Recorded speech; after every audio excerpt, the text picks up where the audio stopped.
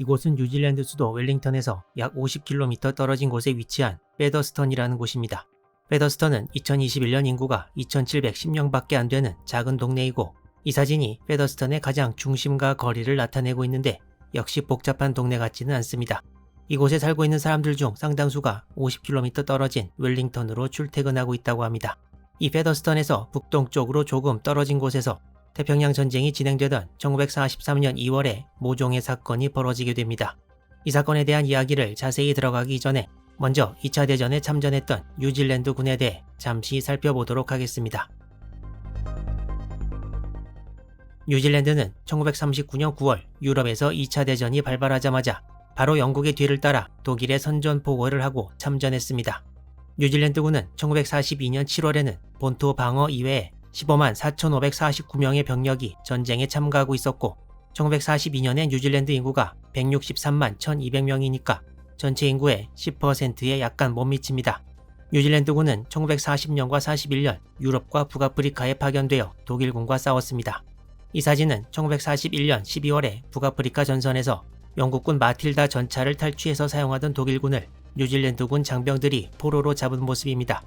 뉴질랜드 군 중에는 원주민인 마오리 종만으로 구성된 대대 제28대대가 있었는데, 마오리 대대는 2차 대전에 참전한 뉴질랜드 군 중 병사들이 훈장을 가장 많이 받은 부대였고, 일설에 의하면 북아프리카에서 독일군을 지휘했던 에르빈 롬멜 장군이 마오리 대대를 나에게 주면 세계를 정복할 수 있다는 말을 했다고 할 정도로 전장에서의 용맹함으로 이름을 떨쳤던 부대였습니다. 이 사진은 마오리 대대 장병들이 1941년 7월 이집트에서 하카를 추고 있는 모습인데, 사진에 얼굴이 잘 보이는 4명 중에 1명만 부상을 입고 살아나고 나머지는 전부 전사했습니다. 이 채널에서 이후에 다루겠지만 뉴질랜드군은 남태평양에서도 일본군과 전투를 벌였고, 이 사진은 뉴질랜드 육군 제3사단 장병들이 남태평양 섬에 상륙작전을 펼치는 모습입니다.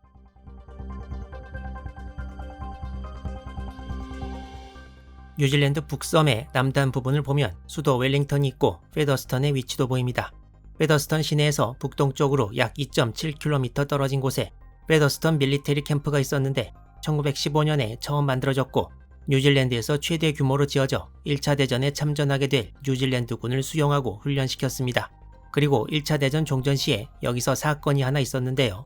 1차 대전은 공식적으로 1918년 11월 11일에 강화 조약이 맺어지면서 끝나게 되는데, 페더스턴 훈련소에 있던 병사들도 이제 전역을 하게 되는 상황에서 병사들이 받게 될 보수 등의 문제가 생겨 약 5,000명의 병사들이 집단 시위를 했습니다. 이 문제는 당시 뉴질랜드 국방부 장관 등이 달려와 곧 해결되지만 23년 후에 이곳에서 일어날 사건에 대한 안 좋은 징조라고 볼 수도 있을 것 같습니다.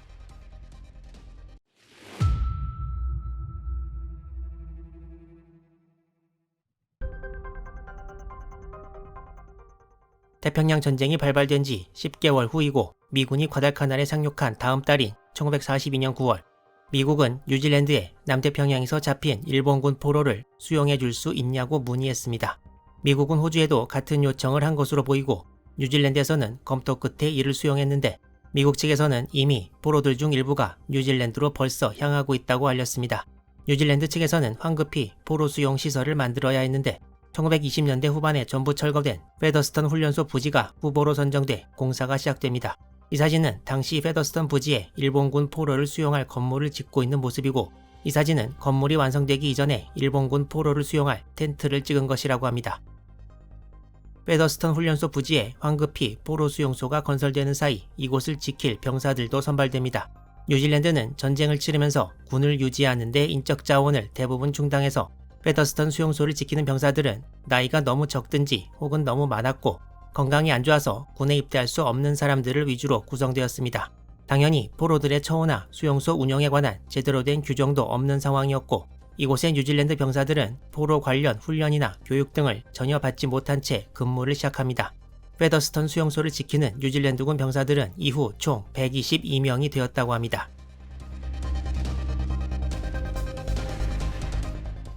이런 일들이 벌어지고 있던 때가 1942년 9월이었는데 당시 미군이 많은 일본군 포로를 잡을 수 있던 곳은 작전이 진행 중이던 과달카날밖에 없었습니다. 곧 첫 번째 일본군 포로들이 페더스턴 수용소에 도착했습니다. 이 사진은 시간과 장소가 특정되지 않고 과달카날의 일본군 포로라는 제목이 붙어 있는데요. 일본 측 기록에는 페더스턴에 온 일본군 중에 이치키 지대의 생존자가 있었다고 하기도 합니다. 이들 중에 한국인, 조선인 노동자들이 많이 있었다는 기록도 있지만 정확한 확인은 불가합니다.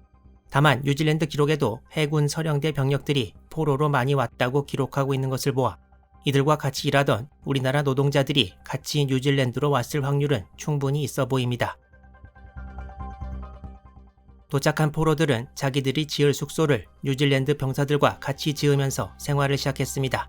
페더스턴 수용소는 한 구역은 노동자들이 수용되었고 다른 한 구역은 병사들, 그리고 나머지 구역은 장교들과 기타 인력이 머물렀다고 합니다. 곧 이런 식으로 수용소 시설들이 만들어져 갔습니다. 이 사진은 당시 수용소 시설을 바깥에서 바라본 것을 찍은 것이고, 이 사진은 수용소 철조망을 지키고 있는 뉴질랜드 병사의 모습을 보여줍니다. 당시 기록에 의하면 노동자들로 이루어진 첫 번째 그룹은 수용소 생활에 잘 적응했고 뉴질랜드군 병사들과도 사이가 좋았으며 수용소 내에서 물물 교환이 빈번히 이루어졌다고 합니다. 또한 포로가 된 일본군에게는 뉴질랜드군이 1차 대전 때 입던 네이비색 옷이 지급되었습니다. 하지만 이후 장교들에게는 1차 대전 당시 옷이 아닌 뉴질랜드 군복이 지급되었고 병사들이 입은 옷에는 다이아몬드 모양의 카키색 패치가 따로 달려 있었다고 합니다. 그리고 두 달이 지난 1942년 11월 두 번째 일본군 포로들이 도착했습니다.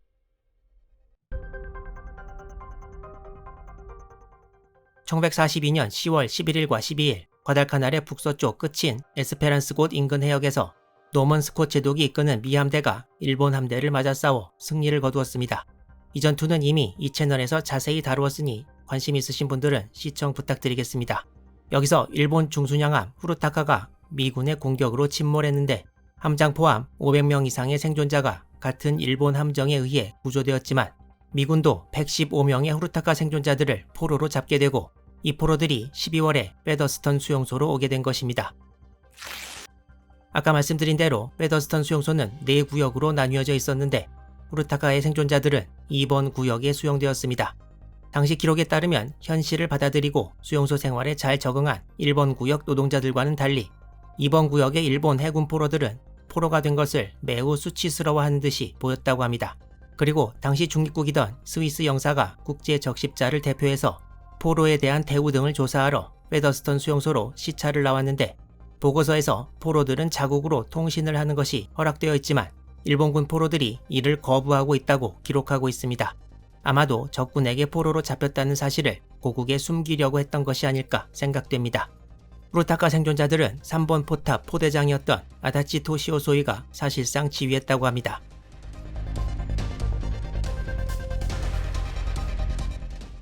일본 측 기록에 의하면 후루타카 생존자들이 들어와서 포로 숫자가 늘어났을 때 이미 와있던 포로들 중 소수의 강경파로부터 비밀 연락을 받았는데 바로 뉴질랜드군 무기를 탈취해서 수도인 웰링턴을 공격하는 계획이었다고 합니다.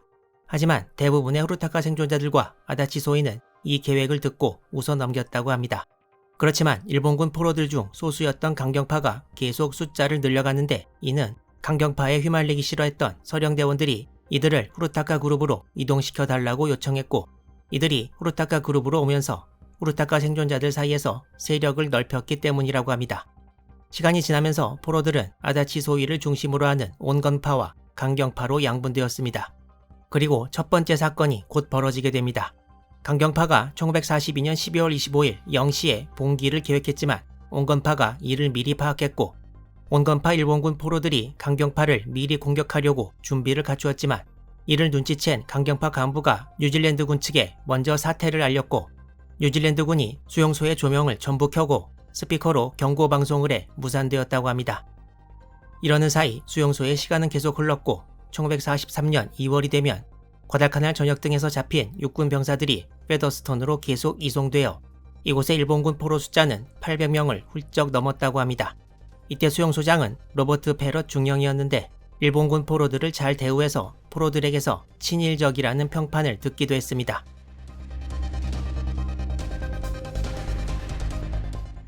하지만 일본군 포로들을 잘 대우했던 페럿 중령은 전출을 가게 되었고 새로 소장이 왔는데 이 사람은 일종의 원칙주의자였고 일본군 포로의 회고에 따르면 인상이 매우 차가웠다고 합니다. 일본군 포로들은 이 수용소에서 지금까지 계속 여러 작업을 수행해 오고 있었는데 새로 소장으로 온 도널드슨 중령은 뉴질랜드군을 위한 운동장을 건설하기로 하고 일본군 포로들에게 50명을 차출해서 작업에 종사할 것을 요구합니다. 이때 일본군 포로들은 아직 건강 상태가 좋지 않아 1일 작업 인원에 제한을 두고 있었고 뉴질랜드군의 운동장을 건설하는 것을 기존 작업과 다른 이적 행위로 판단해 크게 반대했습니다. 사실 수용소 내에서의 모든 작업이 이적 행위이긴 하지만 적군이 뛰어놀 운동장을 건설해 준다는 것에 자존심이 상했을지도 모르겠습니다.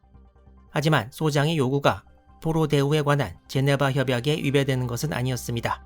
1943년으로 들어오면서 도널드슨 소장과 포로들은 계속 인원 차출을 위해 협의했으나 일본군 포로들 내부의 분위기는 계속 안 좋아졌고 일부 강경파를 중심으로 자결하겠다는 포로들도 생겨났습니다. 이에 놀란 도널드슨 소장은 포로들에게 더 이상 끌려가서는 안 되겠다고 생각했고 1943년 2월 24일 이 구역의 일본군 포로 105명에 다음날 작업장으로 나갈 것을 명령합니다. 이 조치는 온건파였던 아다치 소이도 분개하게 만들었습니다.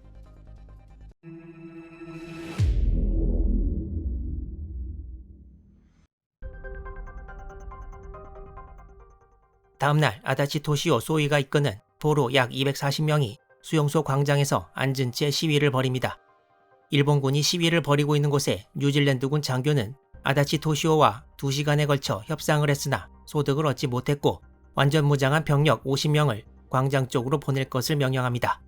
멜컴 중위는 아다치에게 수용소장을 만나게 해줄 수 없다고 말한 후 무장한 뉴질랜드군을 앞에 둔 포로들에게 전부 작업장으로 갈 것을 명령합니다. 이때 멜컴 중위는 아다치와 다른 한 명의 장교였던 니시무라의 체포를 명령했고 이 와중에 2발의 위협 사격을 일본군 쪽에 가하는데 그중 한 발이 아다치의 어깨에 명중했습니다.